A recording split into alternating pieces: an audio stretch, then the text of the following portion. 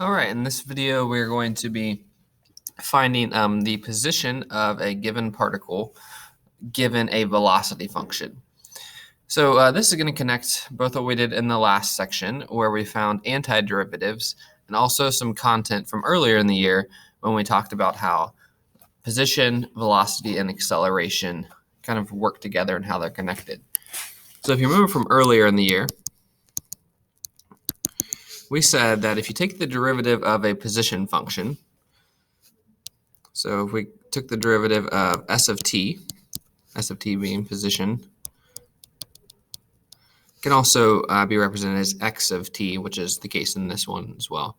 But if we take the derivative of s of t, position function, we get the velocity function, right? V of t. And further, if we were to take the derivative of the velocity function, v prime of t, we end up with a of t, acceleration. Okay. So now that we know how to sort of undo derivatives, as we've learned in the last video, we can undo these velocity and position and acceleration functions as well. So it turns out if we wanted to go from acceleration to velocity, we have a way we could do that. We would take the integral of a of t dt, and that would give us v of t. And further, if we took the integral of v of t dt, that's going to give us s of t, or x of t. So everything works in reverse. As far as the notation on this, the last couple Edpuzzles kind of explain that this thing is called an integral or integrand. This dt, or it could be a dx or dy or dz or whatever, that just tells you sort of your variable of integration. So the variable you're integrating with respect to. So this is with respect to t. So those two pieces are more for just notation. They have to be on there to just kind of tell what you're doing, in the same way that if you wanted to put like a d over dt in front of, like, the s or whatever. Same deal. That's where those come from. So we'll talk about those a little bit more when we do substitution for integration. But just note that that's what those are there for.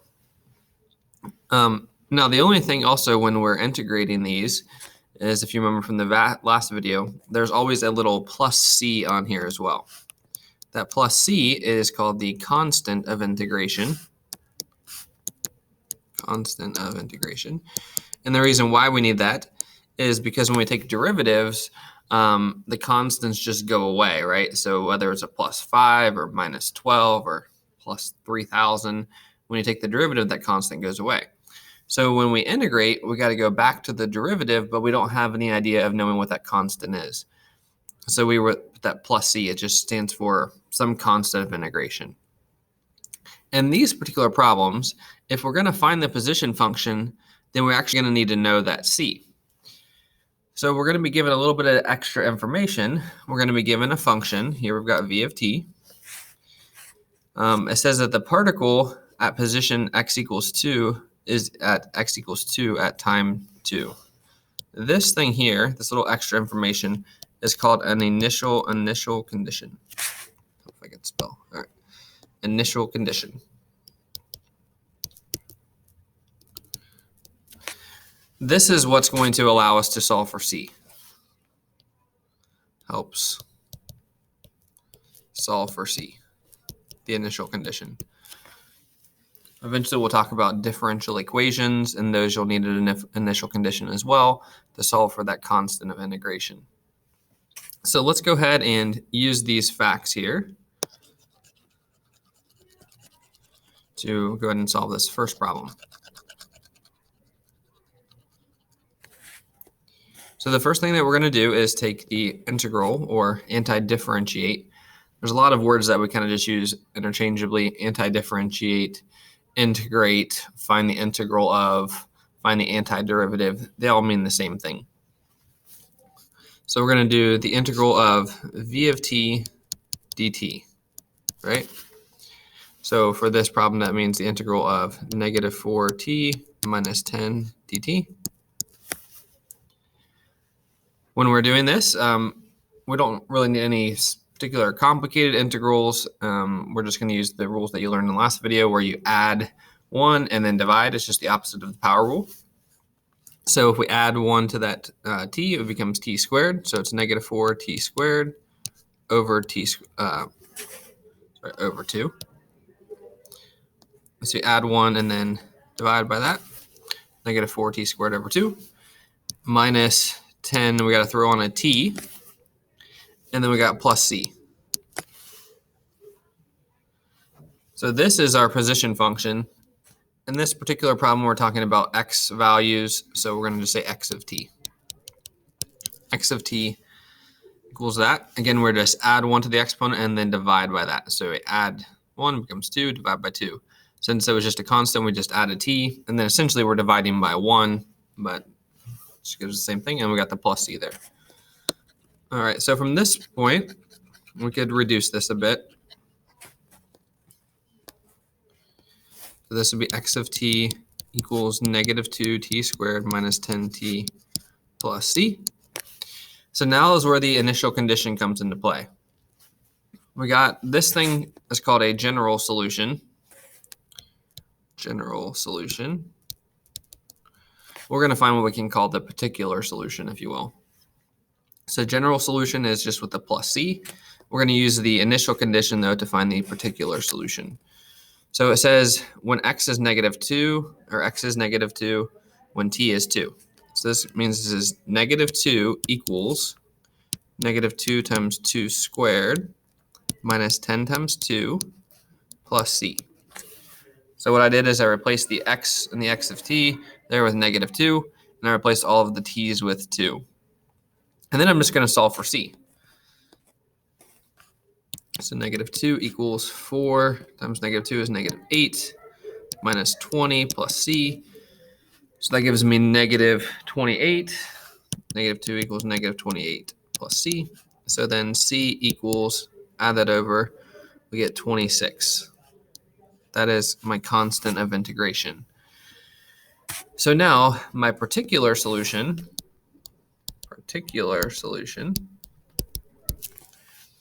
we're going to plug this back in for c. So x of t equals negative 2t squared minus 10t plus 26. So this is my final position function here, my particular solution, or my position function, if you will.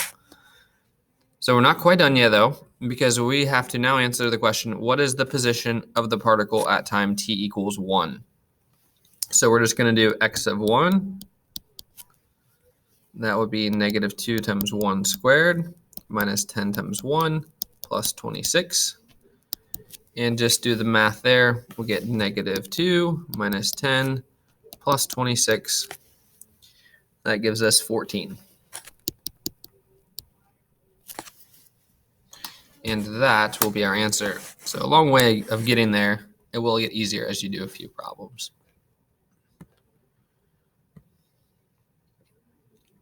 All right, let's go ahead and try another one.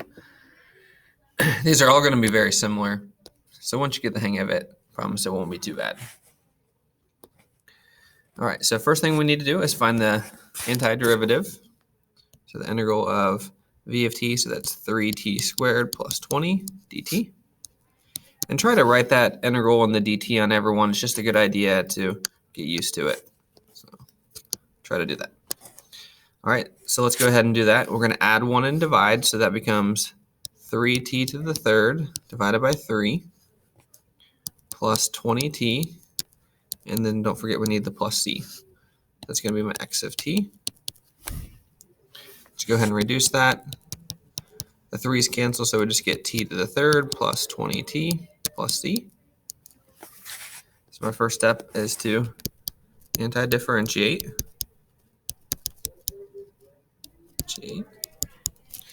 My next step is going to be to solve for c. Solve for c. So we're going to use the fact that at t equals 0, x equals 7.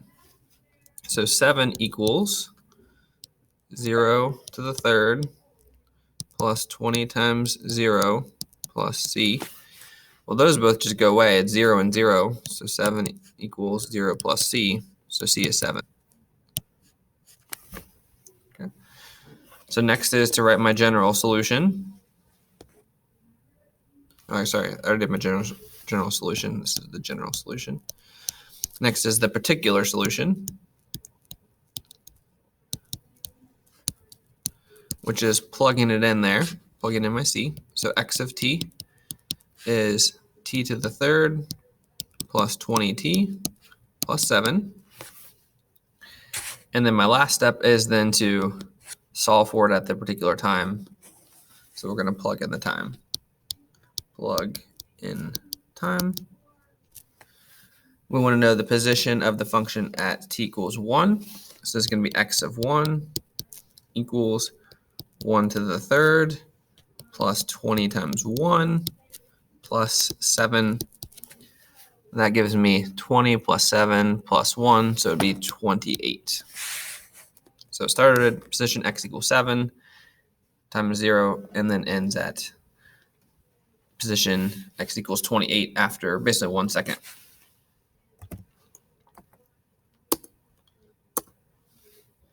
Okay, let's go ahead and do one or two more real quick.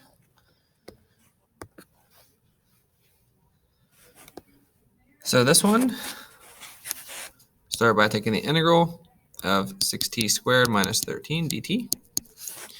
The integral of that will be x of t equals 6t to the third divided by 3 minus 13t plus c.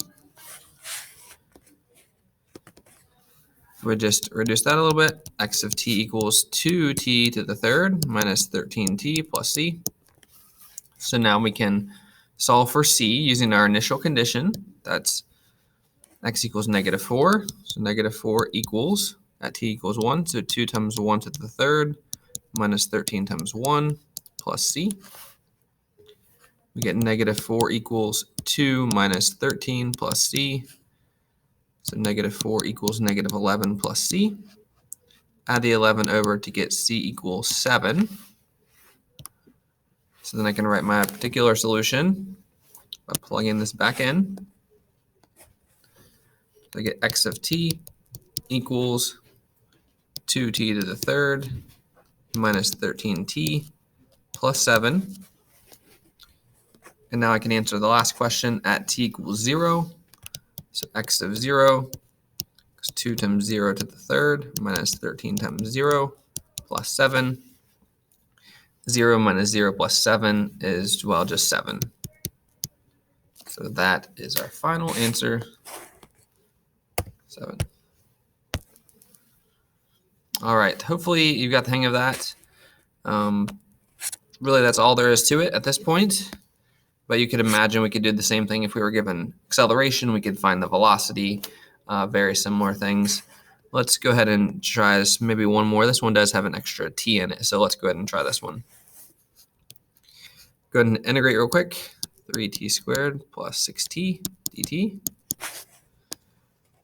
We'll integrate that. We get x of t equals 3t to the third over 3 plus 6t squared over 2 plus c. So this looks just a bit different. Go ahead and simplify this. We get t to the third, 3's cancel, plus 3t squared plus c. So next up is to find that constant of integration. We're given the fact that x equals 5 at t equals 0. So we get 5 equals 0 cubed plus 3 times 0 squared plus c. We get 0 plus 0. So c equals 5. We can now get our particular solution. X of t equals t to the third plus 3t squared plus 5. And we're going to find it at t equals 2. So x of 2 equals 2 to the third plus 3 times 2 squared plus 5. And we get 8 plus 12 is 20 plus 5. I believe it's 25. We'll get that shot.